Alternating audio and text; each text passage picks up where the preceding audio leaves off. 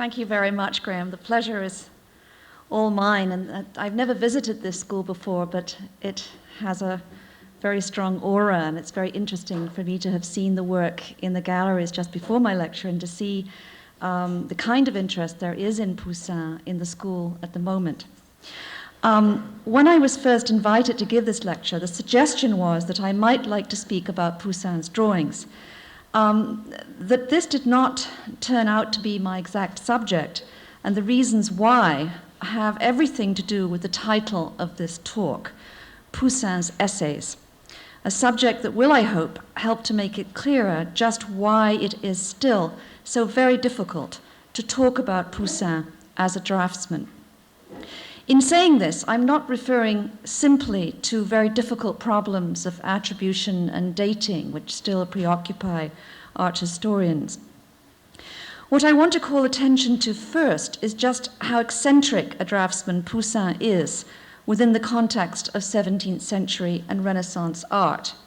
And maybe we can try the first two slides. Thank you. Wonderful. In these two drawings, which are now in Chantilly on the left and in St. Petersburg on the right, both of them made after antiquities, obviously, the sheet on the left being part of a sketchbook.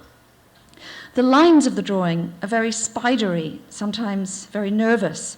They describe in a sort of documentary sense, but they have very little to do with the tradition of chiaroscuro drawing after antiquity that was established in the school of Raphael in the 16th century. In other drawings, such as these two, which are after antiquities, the emphasis in the drawing is now all upon light. The brilliance of the paper comes to the fore, but again, the forms of sculpture are not firmly established through the traditions of chiaroscuro modeling. Such an approach to drawing as washes of light and shadow, but never, I think, as fully realized tactile relief, characterizes Poussin's composition drawings too, as in these two studies, the one on the left for the ordination in the second series of sacraments, a drawing that's now in New York in the Morgan Library, and the other on the right at the Falk Museum in Cambridge for the infant Bacchus entrusted to the nymphs.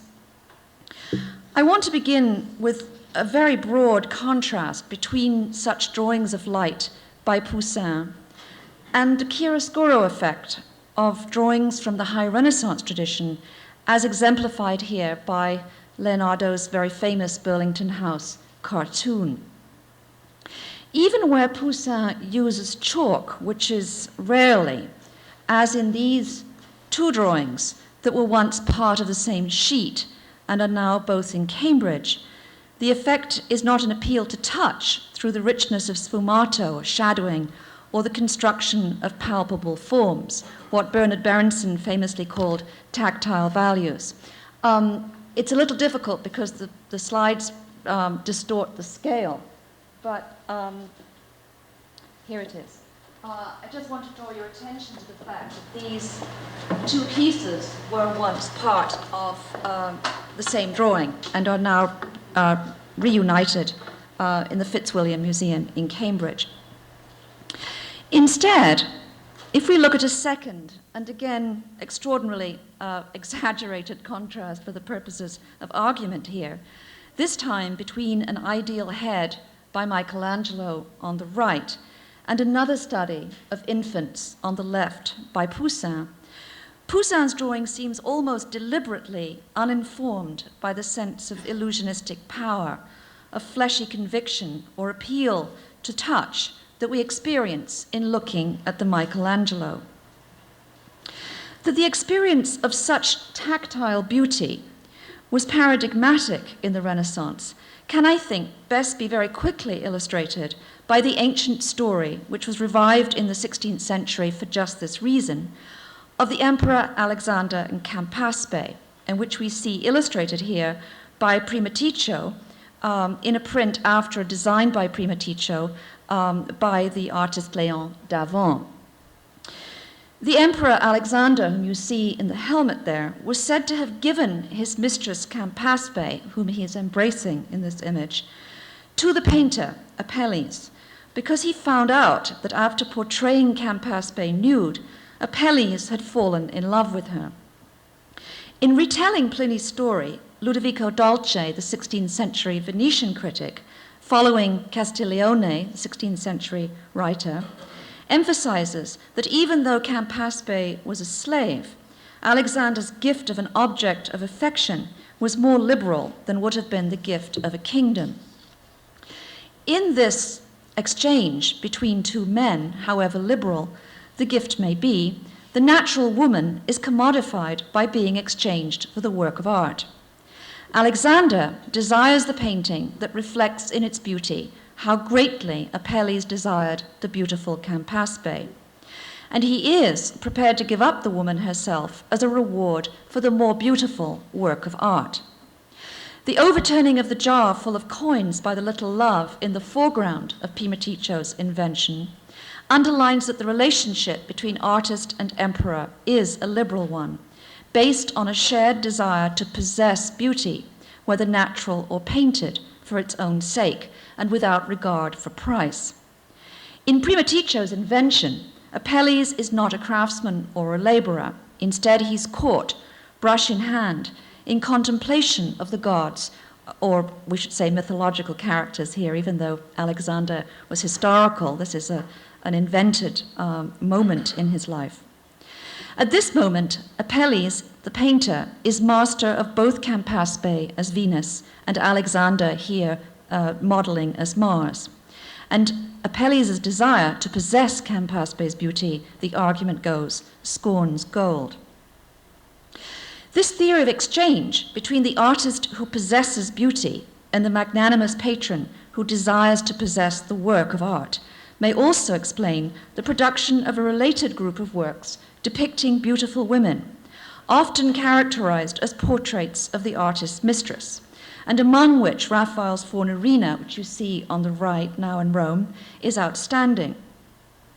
I want, however, to pursue a rather different implication of this reinterpretation of the story of Apelles and Campaspe in the Renaissance.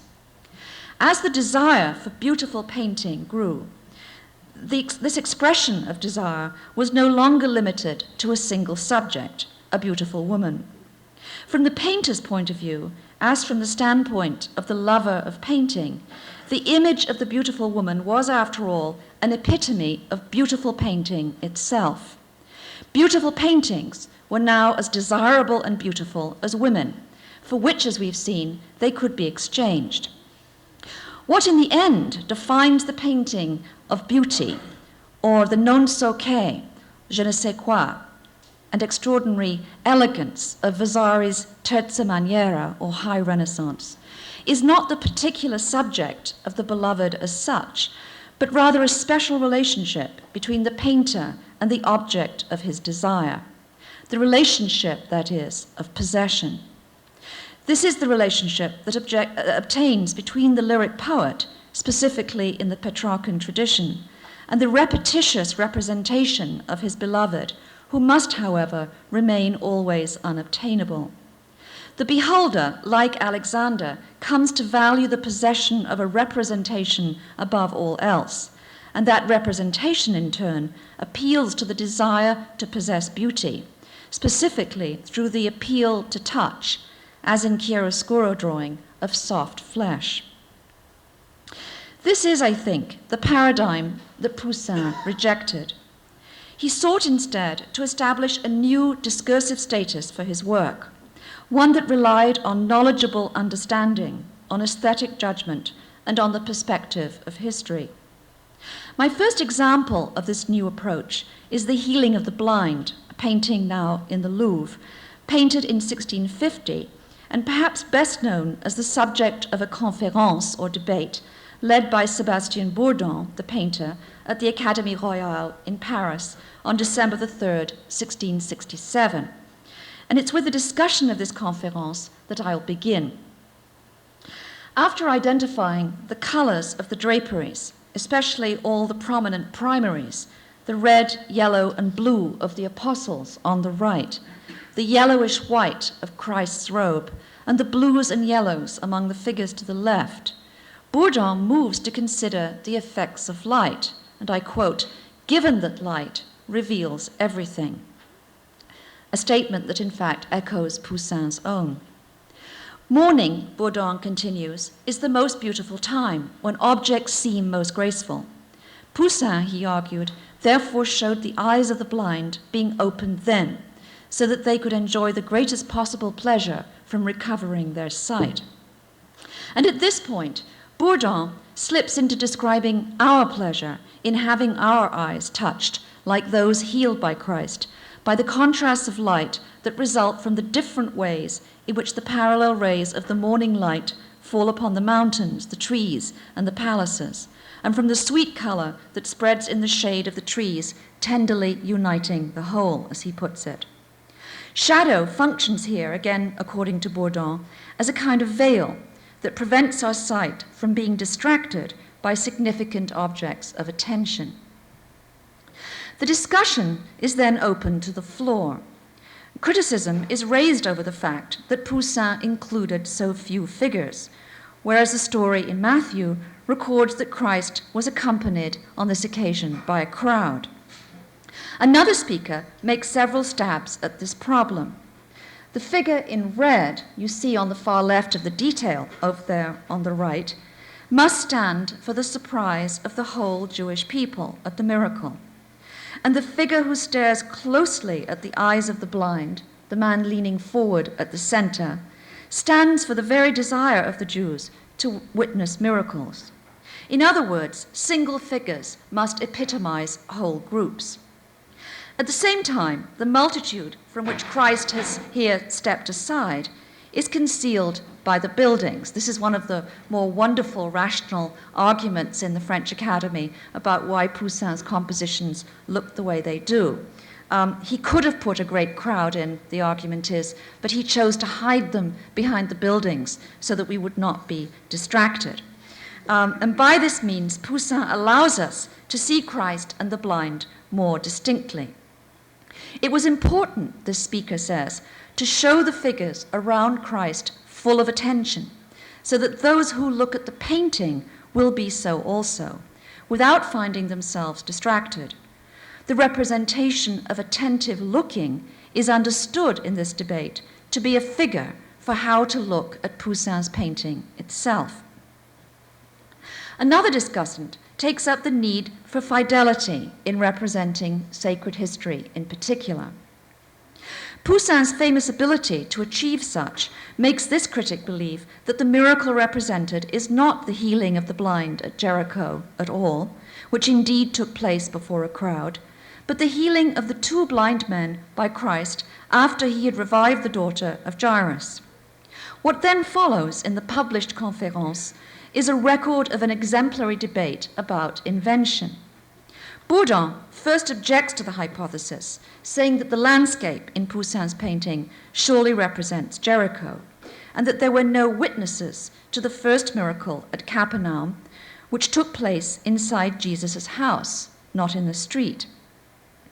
His opponent, who's proposed that it must represent the healing of the blind at Capernaum, rejoins with a philological analysis of the notion of chez lui, which is the translation of the words in the Vulgate of domum.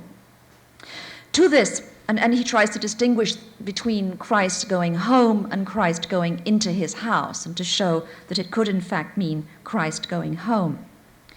To this, he adds a geographical account of the differences between Jericho and Capernaum, referring to Josephus and to descriptions in the Gospel. And in a concluding argument, he reminds his audience that Christ was accompanied by just 3 apostles, Peter, James, and John, at the time of the miracle at Capernaum, whereas all 12 were said to have been present in Jericho.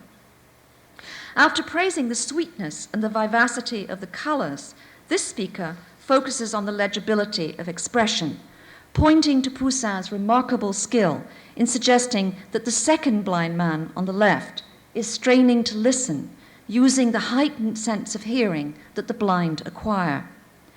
The bearded man in the center, again the man reaching forward by Christ's hand, has all of his muscles and his spirit concentrated in his eyes and forehead and expresses defiant curiosity. The standing man in red, on the other hand, expresses both astonishment and admiration and meditates on Christ's power. The apostles, he argues, each express a different emotion at what they see, whether this be joy, a mixture of compassion and scorn, or some indignation. Finally, turning to the harmony and economy of the colors of the painting, this critic claims that the beholder's eyes are neither dazzled by confusion nor blinded by brightness or by the dark. Ultimately enjoined neither to look so closely that he fails to see causes, nor so skeptically that he misses effects, the Conférence's ideal beholder is to discover the beauty of Poussin's representation of morning light touching the eye, and the restoration of vision itself. And to do all of that, the beholder is required to establish neither an intimate, loving gaze, nor a public, critical debate, but a kind of private viewing among a small group, away from the crowd, such as is represented by the apostles on the right. He's also required, among other things, to bring a knowledge of texts to bear on his reading of the paintings. This sort of looking distinguished what the debaters called the âme d'esprit, or the man of spirit, from those who could only stare at paintings and look for miracles. The Healing of the Blind is not the only work from the decade of the 1640s in which this theme of looking and seeing is explored. The contrast between, for example, jealous watching and astonished distraction in the Rebecca and Eliezer at the well comes immediately to mind. And here, I just call your attention to the difference between this expression, which was read in the 1660s as one of jealousy, and here, distraction, which means that this young woman is so busy looking at the event and the jewelry that's being offered that she doesn't notice that water is pouring out of her vase, spreading out, producing these wonderful reflections on the ground beneath it. In the second version of the Arcadian Shepherds, which you see on the right, another painting also now in the Louvre, the contemplative, standing female figure is distinguished by her gaze from the kneeling rustic who can only touch the letters on the tomb, and who is, I think, unable to read their meaning. And the self-portrait for Chanteloup, as we'll see shortly, is also to be understood as an essay in correct viewing. But the discussion of the healing of the blind, which took place only a year after Poussin's death, provides an especially forceful example of Poussin's contemporaries' understanding of his thematizing of this question of how his paintings were to be read. In this case, however, Poussin was not just concentrating on the exposition of this question and what the French critic Louis Marin has characterized as the ultimate indecidability of interpretation, but he was also exploring the expression of his thoughts on the nature of vision itself. And by extension, in this secular tableau on the left for the silk merchant Renan, we're presented with the model for the painter's ability to make the natural world visible. In the Arcadian Shepherds, as I've already suggested, the kneeling rustic sees only by touching, and the pole that he, like the other three rustic figures, carries reinforces this sense of the blindness of his comprehension. The meditative figure to the right reflects on what she sees with understanding, reassuring the other pointing shepherd, who looks to her for an explanation.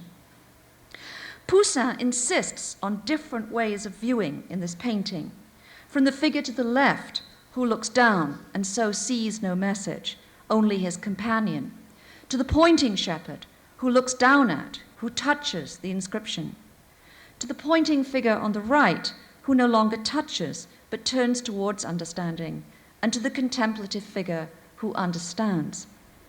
It's also important, I think, to remember here that it's the touching blind figure who casts his shadow on the tomb. And it's been noted, as I'm sure you all know, that this shadow is configured as the scythe of time and death. Whereas the draperies of the seeing figure on the right and the inquiring figure whom she gently embraces form a triad of red, yellow, and blue. This contrast between the shadow and primary colors has been understood by several critics to establish an argument within the composition of the Arcadian shepherds about the origin of painting itself, in the maiden's drawing of her lover's shadow on the wall, or the outlining of a shadow in the dust, and then its ultimate completion and perfection with color.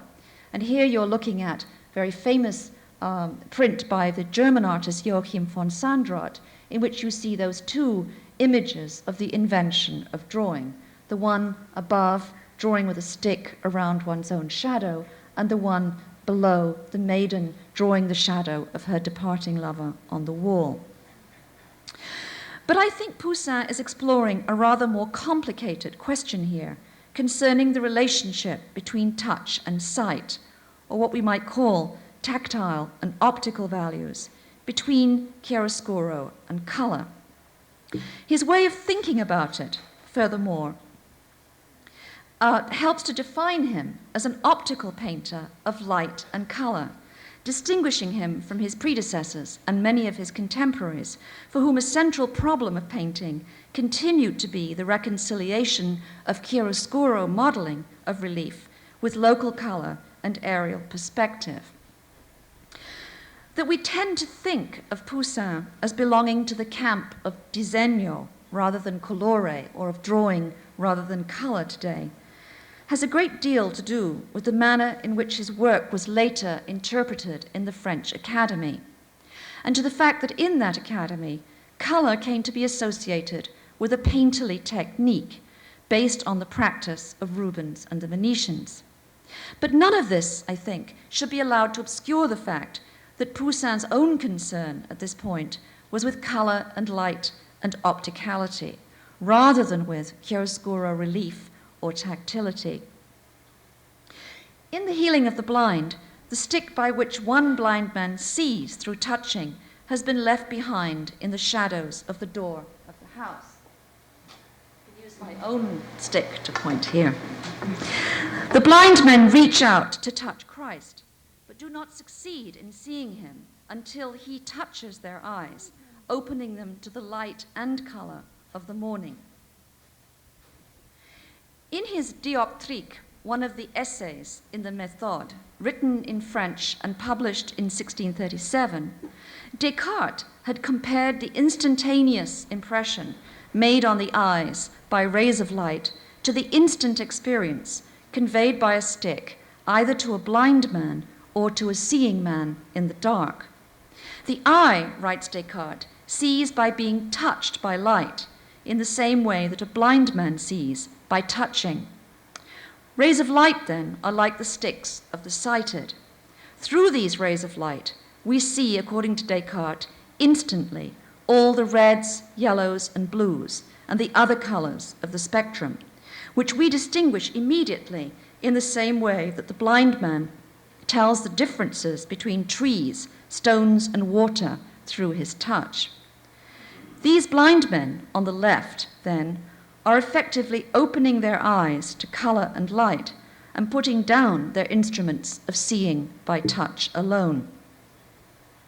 In his analysis of the image on the optic nerve, Descartes always refers to this as a peinture, and this is a modern edition of Descartes, but it has the earliest illustrations in it, and very conveniently at the top you see he's talking about la peinture, by which he means the image on the retina.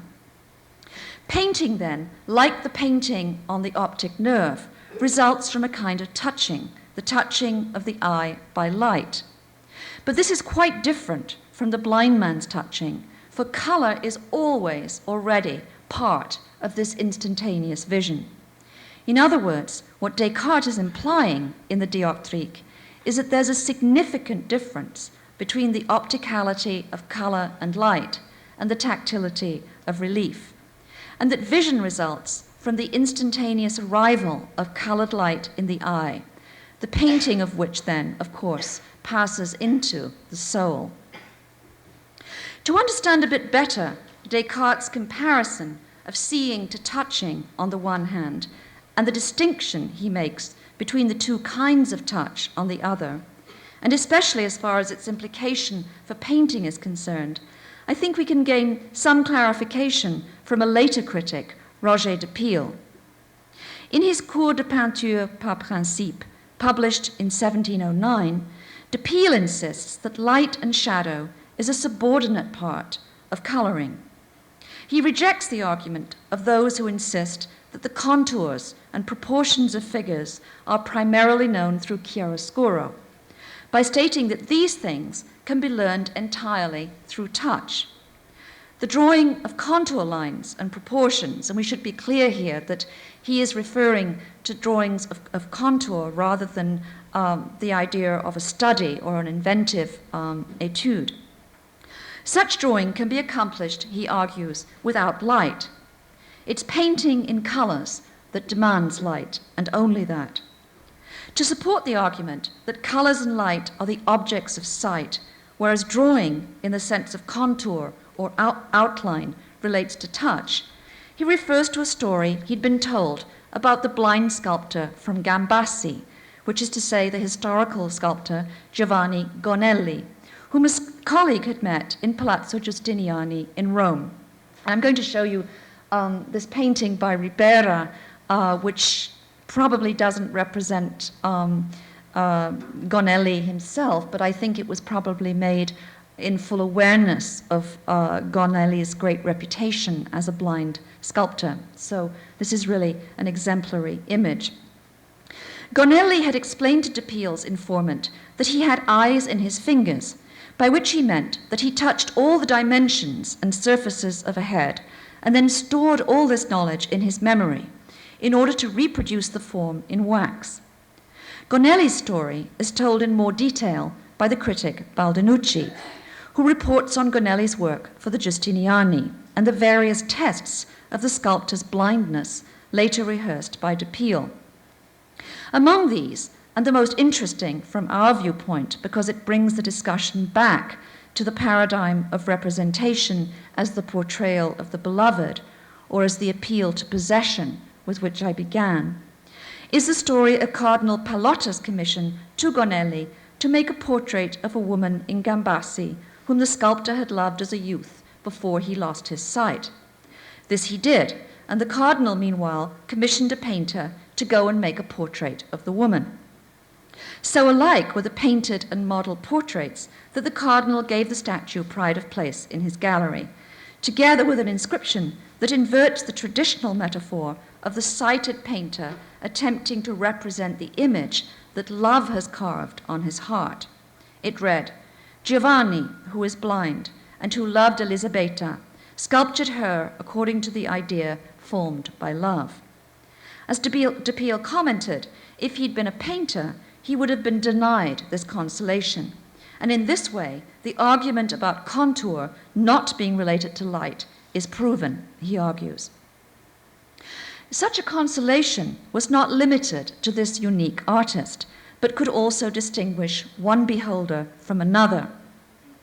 In a drawing now in the Louvre from the circle of Guercino, which bears the inscription up at the top, "De la scultura sì, de la pittura no," a blind beggar with a cane touches the bust of a woman, but cannot see the painting propped up beneath this. Most recently, this drawing has been discussed in the context of the 16th century debates on the paragone, or comparison, of painting and sculpture, debates that continued well into the 18th century.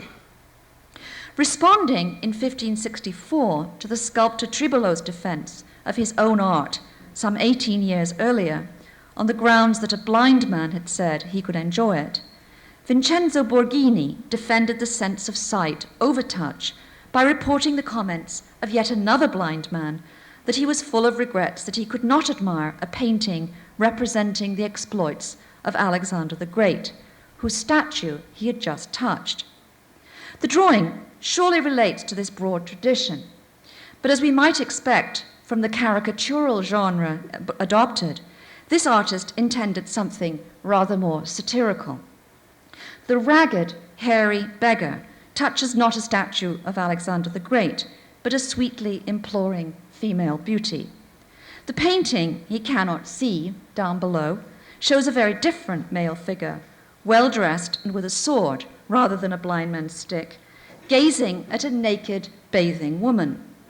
The presence of another naked figure, seated slightly higher and in front of a tree, suggests that this is an idyllic scene of nymphs bathing, rather than, say, a Susanna or a Bathsheba. The social distinction between the two figures, or the two beholders here, certainly argues that the sense of touch is less noble than that of sight.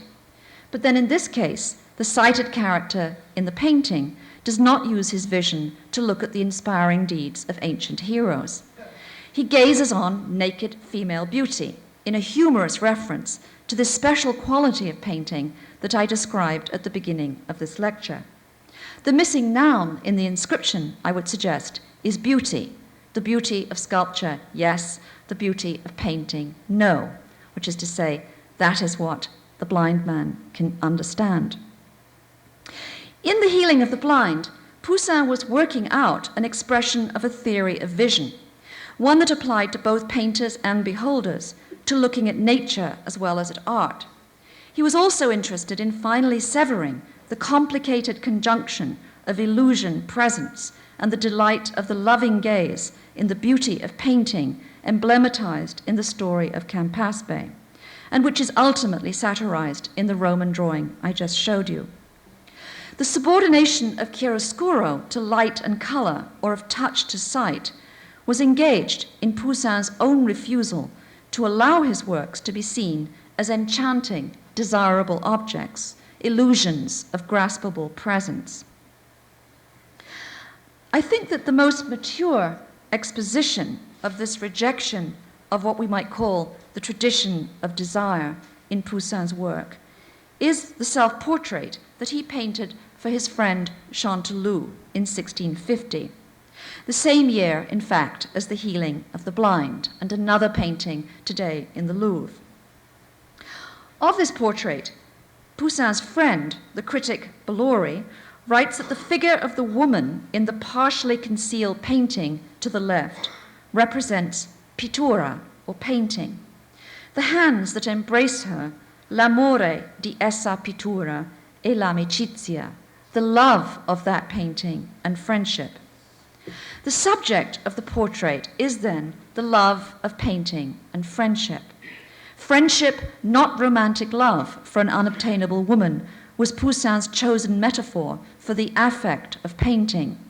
As a consequence, the lyric poem was no longer the appropriate literary double for his image.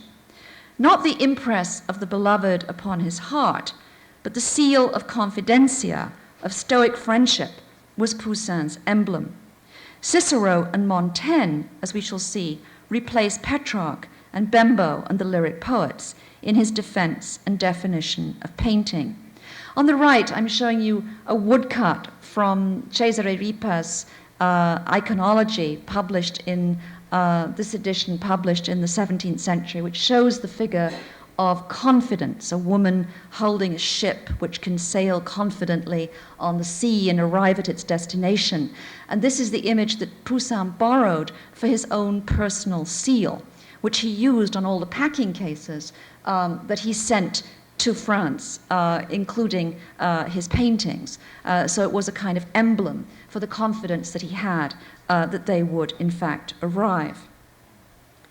Poussin found the most appropriate exposition of this new comparison of painting and friendship in the writings of Montaigne, and especially in the 16th century French author's essay De l'amitié, or On Friendship.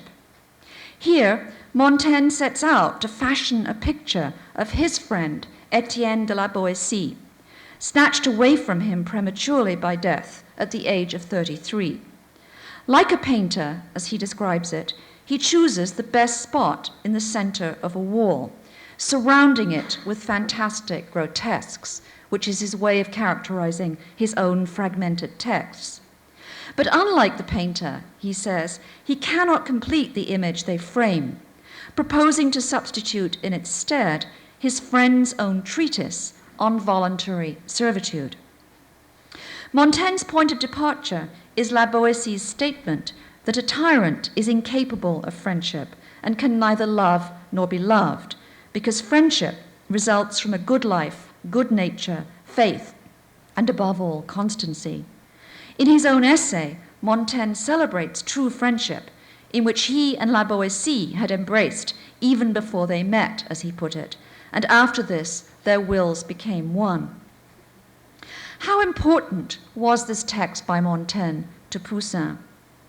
Anthony Blunt long ago pointed to the artist's general knowledge of Montaigne's views, citing especially those letters in which Poussin describes himself as a spectator of the theatre of the world, a spectator, that is, rather than a player.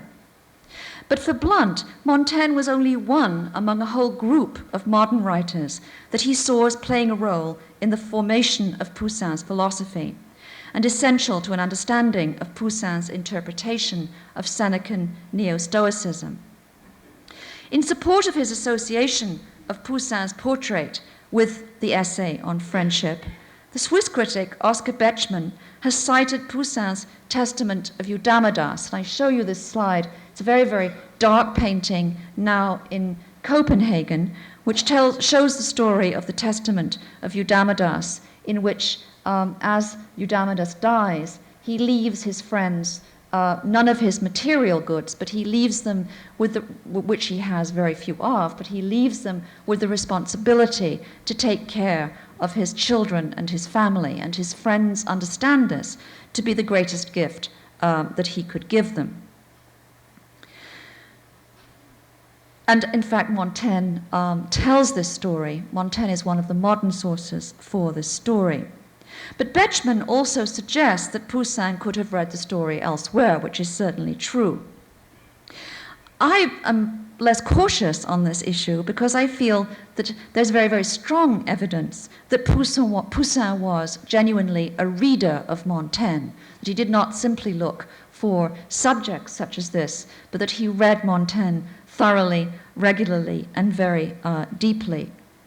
If Poussin lived with the text of the essays, as I think he did, and we should all recall that it's Montaigne who invents that idea of the essay, then this body of writing is much more than a source for individual themes. Poussin's most direct reference to Montaigne appears in a letter to Jean Fréard de Chanteloup in December of 1648. After 3 years of delay, Poussin had finally sent Chanteloup the Elder a tiny painting on cypress of the baptism of Christ that he had promised him. This is one of the pictures, in fact, by Poussin that we seem to have lost track of. Poussin reminds Chanteloup the Elder of what he'd written earlier about this work. And I quote Poussin here, that I only dedicated it to you in the manner of Michel de Montaigne, not as something good, but as the best I could do. The best I could, this is in fact the proverbial motto, ut potui non sicut voluvi, or as I could, not as I wished, or als ich kann, as Jan van Eyck inscribed it at the very top of the frame of his man with a red turban in the National Gallery, now in London. Poussin, however, associated it specifically with Montaigne's Selon qu'on peut, or, as he inscribed it in a slightly different Italian form on several volumes in his library, Mentre si può. Montaigne indicates his own source for this, the best I can, in an essay called Toi comme es. Selon qu'on peut, or the best one can. This was the refrain and the favorite word, writes Montaigne, of Socrates, a word of great substance. Socrates' statement, according to the writer Xenophon, who records it, was in turn a quotation from Hesiod, and its meaning is quite different from the mixture of modesty and pride usually associated with Jan van Eyck's famous, but in fact quite little discussed motto. According to your power, render sacrifice to the immortal gods, said Socrates, adding that in our treatment of friends and strangers, and in all our behavior, it's a noble principle to render according to our power. Selon qu'on peut, or according to what one can. So important is this maxim to Montaigne that although Poussin was certainly thinking of this essay when he cited it in his letter to Chanteloup, the elder, to identify a single source would also be misleading. Montaigne's own repetitive emphasis on the saying renders each appearance of this position in the essay more significant. And this in turn helps to account for Poussin's association of the idea with Montaigne and with the essays, which are in fact attempts every time to do the best that one can specifically.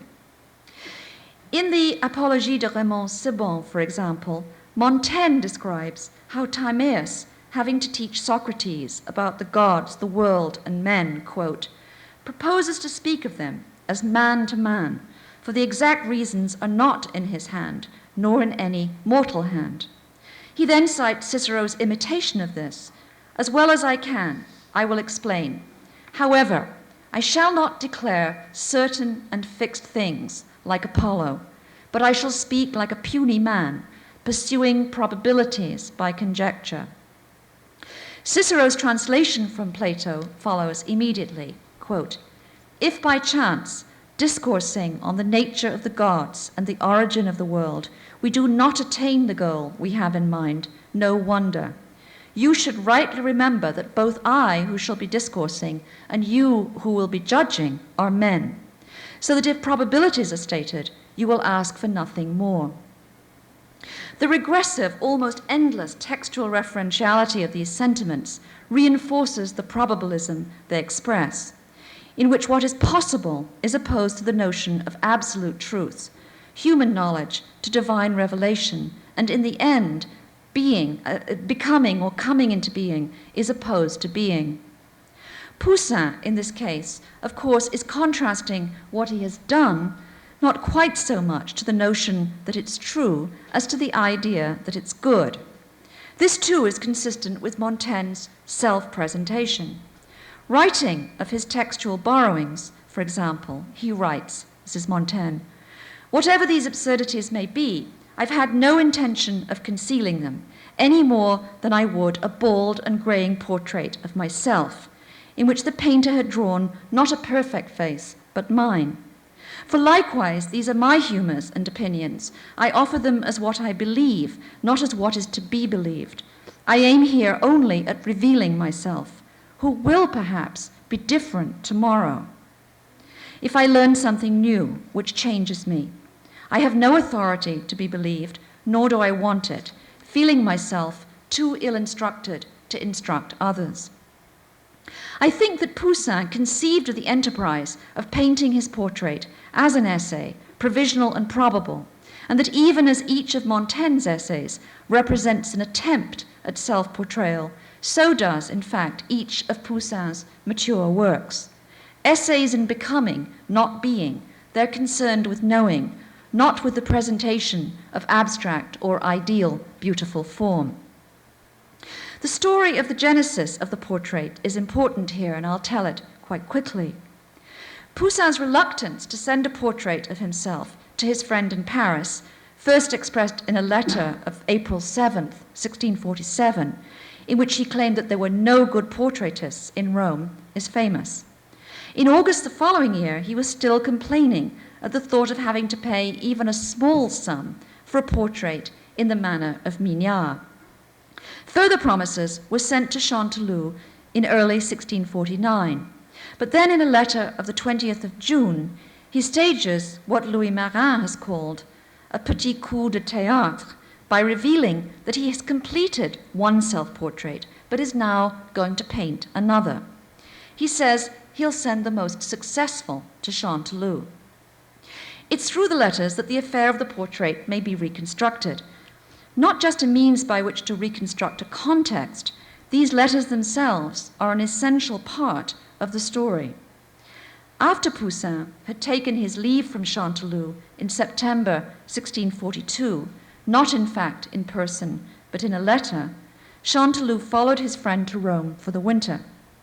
Upon Chanteloup's return to Paris in 1643, their friendship became an epistolary one.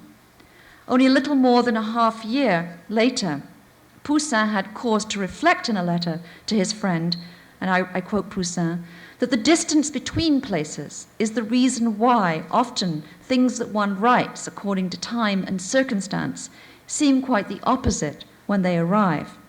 Through such letters, in which ambiguities were heightened by distance, Poussin set out to teach the distant Chanteloup about friendship, servitude, judgment, and jealousy over possession, all themes that Montaigne had examined.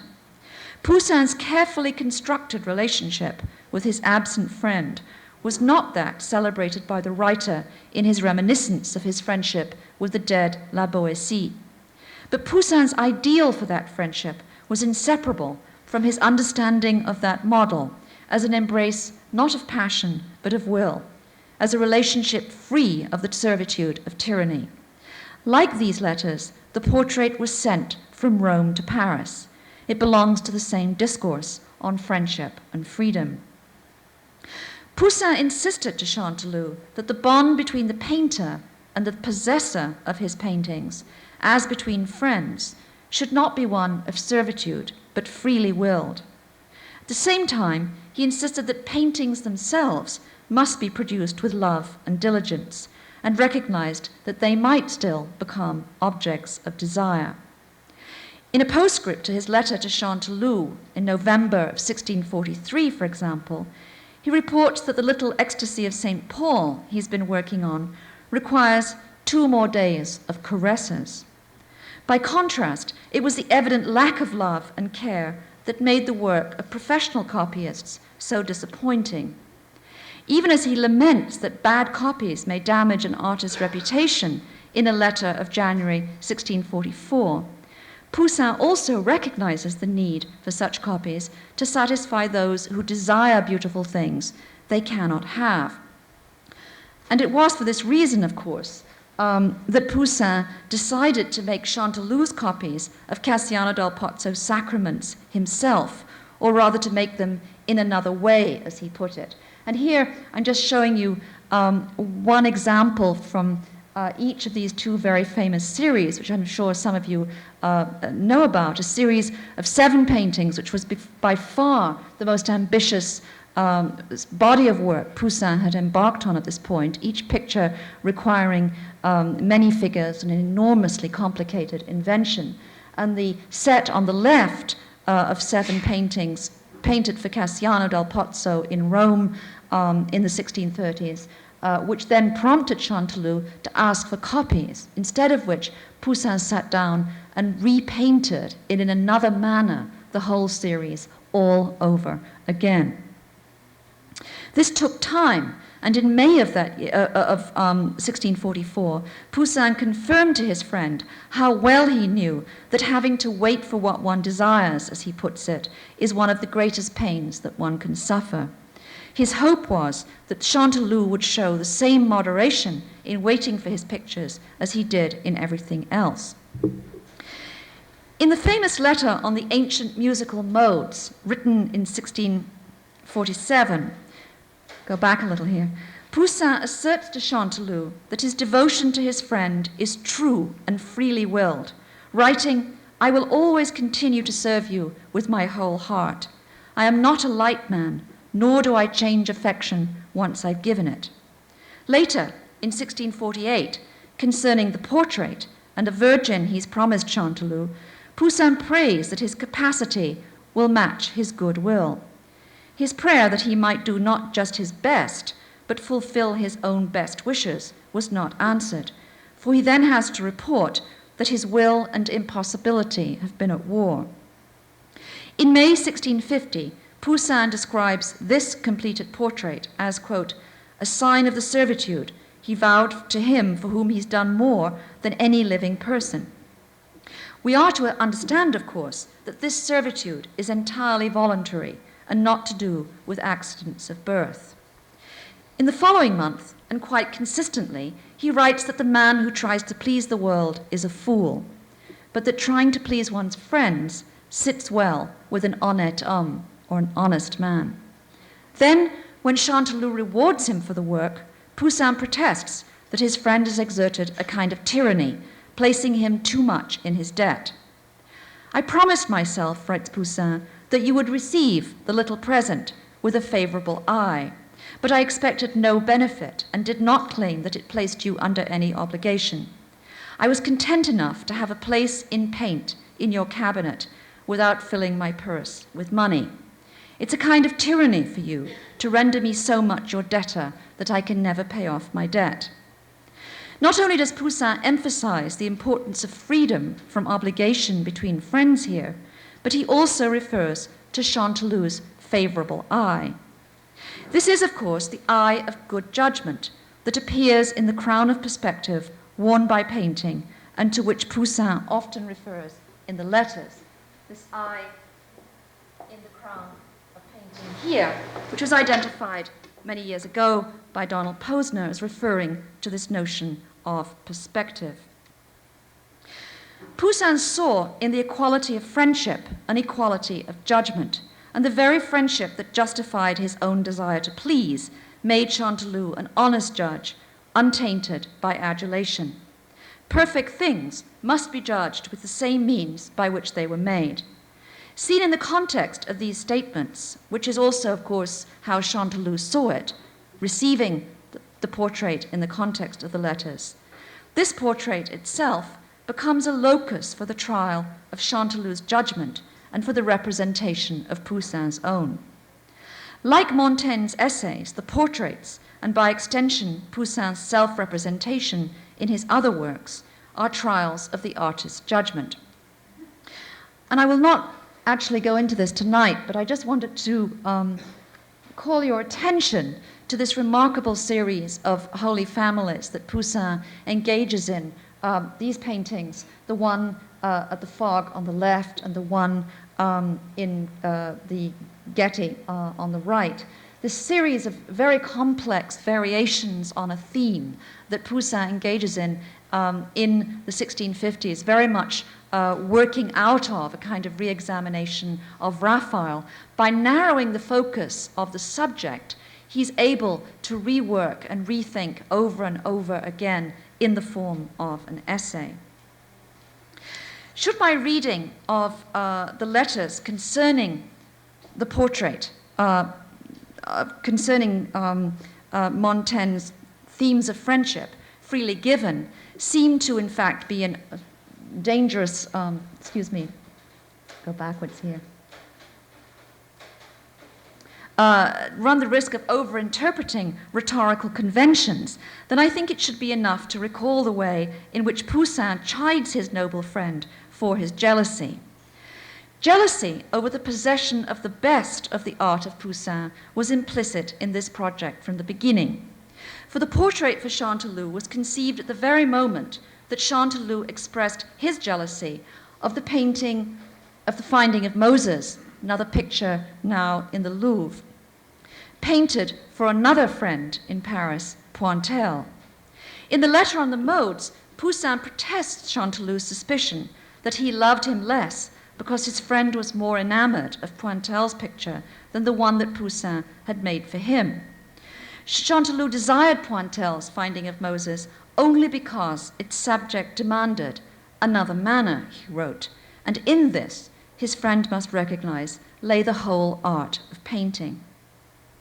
In so arguing, Poussin sought to sever those ties of desire that had made painting the object of passion rather than judgment. His freely pledged servitude could not be bought, and Chanteloup must learn to judge with his reason, not his appetite. Poussin later reports that he's searching for an invention that will prevent the cruel jealousy that makes his friend seem, here echoing Erasmus and Lucian, like a fly as big as an elephant. On June 20th, 1649, announcing that he's completed a portrait but is now painting another and will send Chanteloup the most successful, as a way of, in fact, creating jealousy, he begs his friend not to mention this in order not to cause any jealousy.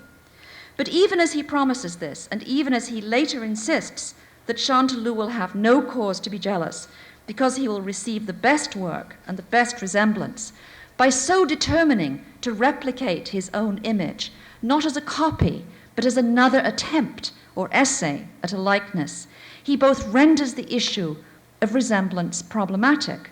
Could he in fact fail to represent himself successfully? And he deprives Chanteloup of possession of painter and painting.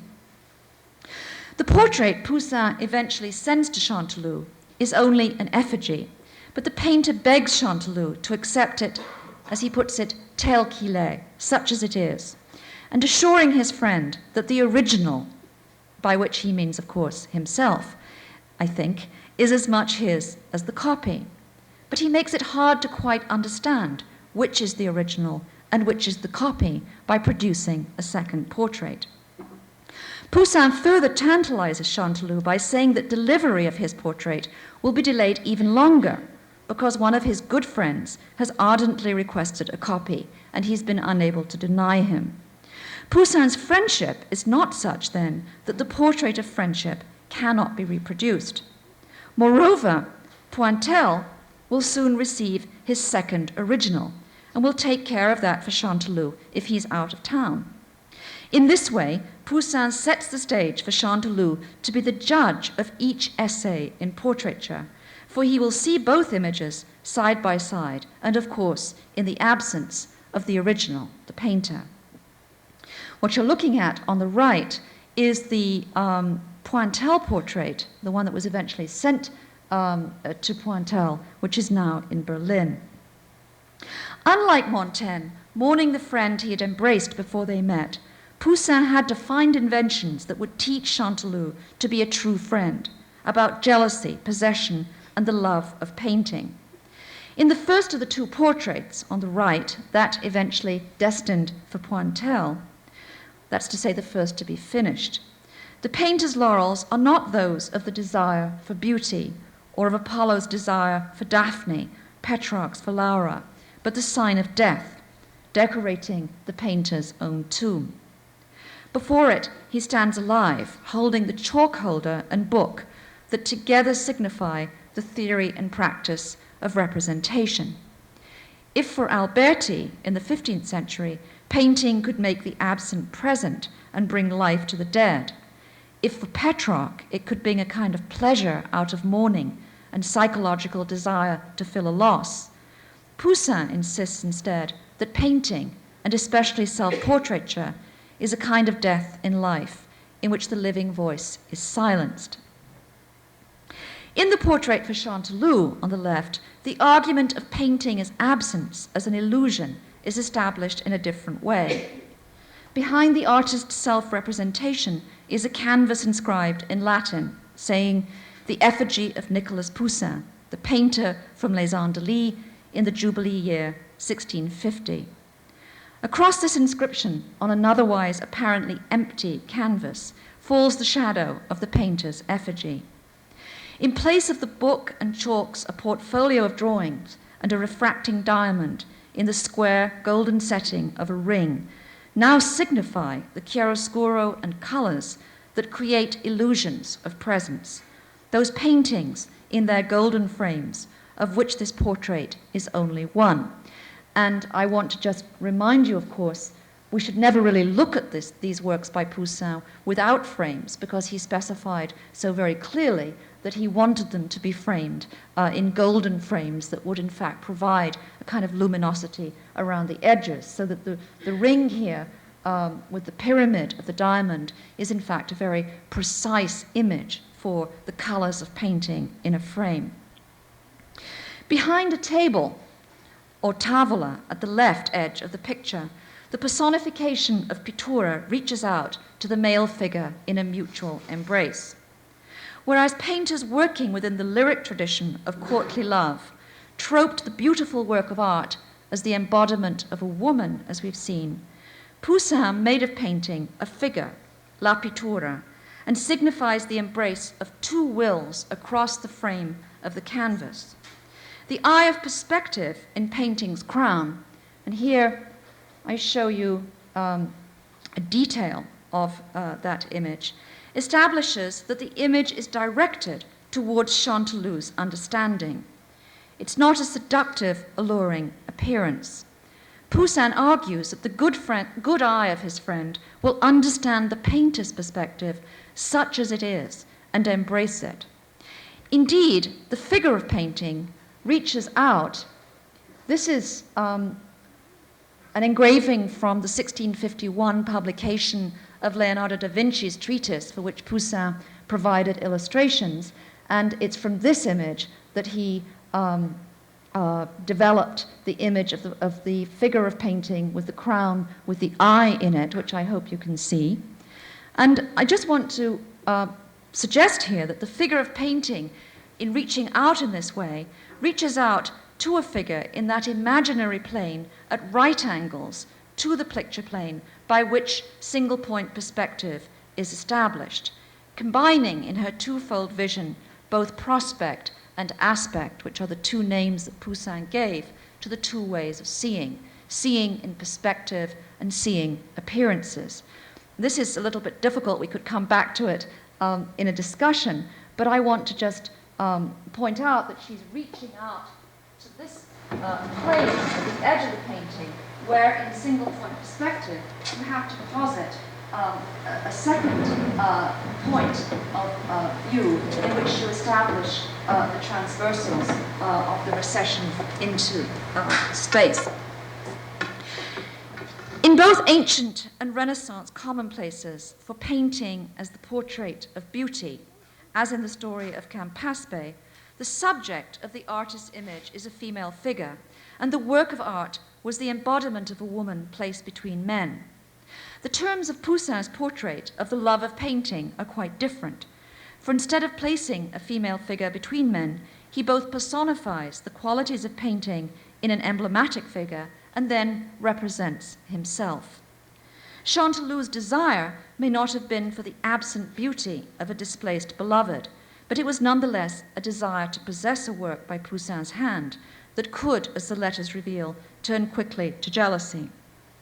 Poussin's will, on the other hand, was to represent a discourse on the very opposite of the desire for possession that had long expressed the relationship between spectator and the object. This meant that he had to insist on changing the status of his work. No longer an object of lyrical desire, the image was placed in parity with the discourse of letters that constituted the friendship of the two men.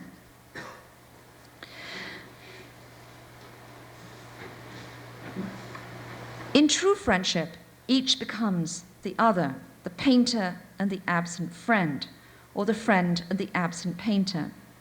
But though Poussin regards Chanteloup and Chanteloup returns the gaze, both friends know. Here we are. I think we have a slight problem with this slide. We'll go back one. There we go. Both friends know that the pool of Narcissus, and here I show you one of the very difficult representations of Narcissus from the early 17th century, which is sometimes given to Caravaggio, but not by universal consent. But the story of Narcissus embracing his reflection is, of course, one of the primary fables for the invention of painting in the Renaissance. My argument here, then, is that though Poussin regards Chanteloup and Chanteloup returns the gaze, both of these two friends know that the pool of Narcissus is a field neither for painting nor for friendship. Finally, the self cannot be portrayed, and only the arm's length perspective of painting is possible. And, Poussin is arguing, both understand that the scene of their encounter is not the specular mirror in which beauty is reflected in a single glance, nor is it the closed narrative record of virtuous action seen in perspective from a single viewpoint, nor is it rivalry for possession in engendered terms. It is rather a text in constant revision, the dialogue over time that requires the perspective of judgment. What's represented, then, is this discourse itself. And the nature of this dialogue may be framed in the words of Cicero's translation of Plato cited by Montaigne, which I've already cited tonight. If by chance, discoursing on the nature of the gods and the origin of the world, we do not attain the goal we have in mind, no wonder. You should rightly remember that both I, who shall be discoursing, and you, who will be judging, are men, so that if probabilities are stated, you will ask for nothing more. In his essay, written and rewritten as the grotesquerie to frame his absent alter ego, Montaigne offers the probable and provisional as the true. The sincerity of the moment is always guaranteed, however, by the indelible seal of the presence of the author, by the identity of the man and the work. The author who offers his opinions as the measure of his sight at this moment, not as the absolute measure of things. In the same way, through doubling his own self-image and through including a stack of framed paintings, complete and incomplete, almost like a pack of cards among which the present work is turned uppermost in its matching golden frame, Poussin deliberately denies his portrait the finality of closure and offers his perspective as a changing one. His insistence on his own ability to change his tune, which was reinforced by his understanding of ancient musical modes, was not without its risks, furthermore, and constitutes a claim that goes well beyond an antiquarian treatment of genre. Replying to Chantelou's criticisms, Poussin had to admit that no man is equally successful in everything he sets out to do. A painter may fail even in painting his own portrait, and I think this is a remarkable moment historically when a painter comes to terms with this notion of failure. The guarantee of his portrait of the love of painting was his friendship, his identity with his work, lovingly produced as the best he could, and the seal of confidence with which it was sent across time and space to his friend. Even Descartes had followed Montaigne's model, writing that his idea was not to teach a method for everyone to follow in order to develop his reason, but simply to show how he had developed his own. He presents his text as a history or even as a fable, out of which some examples could be taken, others rejected. Poussin knew, of course, that it had been otherwise. In an earlier work, The Cephalus and Aurora, which is now in the National Gallery in London, he acknowledges the power attributed to painting in the older tradition. Cephalus, who is being seduced by Aurora here, gazes upon a portrait of Procris, his own true love, as he resists Aurora's appeals. This profile image, which I hope you can see held up by Cupid there, could have been apostrophized by Petrarch, but by the 1620s it belonged to the tradition of Pollaiuolo and Baldovinetti, the old tradition of portrait painting of the 15th century. The figure of the little love holding up the image adds to this historical perspective the sense that the portrait of Cephalus's beloved is effective now only as metaphor. In the story of Apelles and Campaspe, beauty is first possessed by the painter. Excuse me.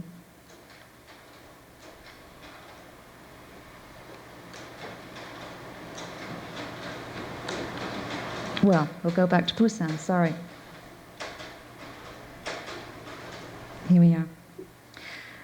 In the story of Apelles and Campaspe, beauty is first possessed by the painter, but once captive, it's seized again by the lover of beauty, who leaves the painter only the enslaved natural woman. An essay on friendship and the love of painting, Poussin's portrait is about the emptying out of these desires for the possession of painting and painter, and the deflection or destruction of myths of painting as a kind of enchantment. The metaphor of romantic love, of Apollo's unconsummated passion for Daphne, is displaced by that of Stoic love, which Cicero defined and Montaigne quoted in the essay In Friendship as the striving to form a friendship inspired by the appearance of beauty. Judging well, the embrace of the love of understanding was what Poussin asked of his friend in this portrait of the love of painting and friendship. The golden frame that set lines and colors apart from the world of appetite was no longer the encircling bank of the pool of Narcissus. When a painting could establish a conversation between absent friends, voice and intellect were no longer lacking. In Poussin's portrait, light from Chantelou's side of the painting illuminates the artist's face and the golden frames behind him. The same light brings luster to the diamond in his ring, indicating, through yet another denial of the surface of the painting, of the image as a mirror, that the gem of virtue can never shine by inner light alone. It needs, in other words, the support of friendship and of the patron. But Poussin deliberately refuted the collapsing of his own goodness into goods, into the sense of material good. Notoriously evasive on the price of a Poussin, he had the confidence of material security, but he never did less than he could. He neither put a price on his work, nor did he risk it in the marketplace. Poussin presented his works always as the best that he could, as a succession of essays presented to the judging eyes of his friends. It was just this notion of the implicit presence of judging eyes of friends that was taken up and expanded upon in the debates at the French Academy. Poussin's success in constituting such an audience for his painting, whether of a single friend or of several, was precisely matched and supported by a conscious resistance to the commodification of his work or himself. For the definition of painting as possession of the beloved or of beauty, and even as self-possession, Poussin succeeded in substituting Montaigne's question, que sais-je, or what do I know? Thank you very much.